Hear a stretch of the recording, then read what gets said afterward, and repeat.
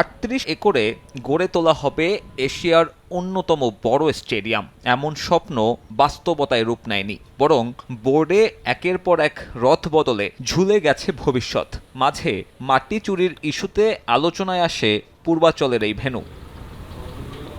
২০,০০০ ঘনফুট মাটি ক্রয় করা হলেও পাওয়া গেছে ৭,৫০০ ঘনফুট। আমিনুল ইসলাম বুলবুলের বোর্ড এমন অভিযোগ এনে আলোড়ন তৈরি করে। গঠন করা হয় ৪ সদস্যের তদন্ত কমিটি। তবে বিসিবির অন্য সব তদন্তের মতো এই তদন্ত প্রতিবেদনও আলোর মুখ দেখেনি।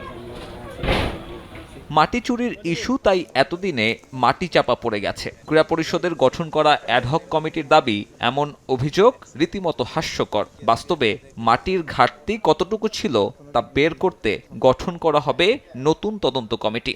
এটা পূর্ণাঙ্গ রিপোর্ট নয়, এটা সবকিছু দেখে তারপর আমরা ব্যবস্থা নিব। আমি তাও বলছি, এটা এই যে এটা শর্ট হয়েছে, আসলে শর্ট কি হয়েছে না অন্য কোথাও নিয়েছে, বা এটা অনেক দিন থাকার ফলে কতটুকু কমে মাটি, এগুলি সব সায়েন্টিফিক জিনিস, এগুলি আছে। এগুলির ব্যাপারে তথ্য নিয়ে তারপর আমরা কমেন্টস করব। তদন্ত প্রতিবেদন প্রকাশ না করা হলেও তদন্তের প্রক্রিয়া নিয়ে প্রশ্ন আছে। ১ বছর আগে কেনা মাটির পরিমাণ সময়ের সঙ্গে কিছুটা কমবে, সেটাই স্বাভাবিক। এছাড়াও বরিশাল সহ কয়েকটা ভেন্যুতে ব্যবহারের জন্য পূর্বাচল থেকে মাটি সরিয়ে নেওয়া হয়, সে হিসেবও রাখেনি ওই তদন্ত কমিটি। এমনকি ওই ভেন্যুর কিউরেটর বদিউল খোকনের জবানবন্দিও নেওয়া হয়নি প্রতিবেদন তৈরির কাজে।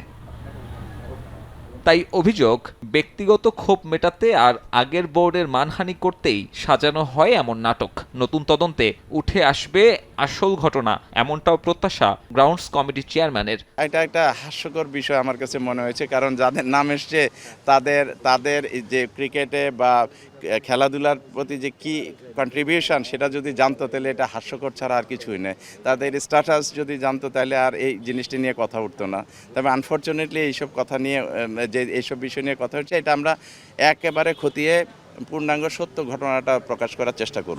তবে আদৌ নতুন তদন্তের প্রতিবেদন আলোর মুখ দেখবে, নাকি অন্য সব ঘটনার মতো আরও একবার অমীমাংসিতই থেকে যাবে আরও একটা ইস্যু, সে বিষয়ে সন্দেহ আছে যথেষ্ট।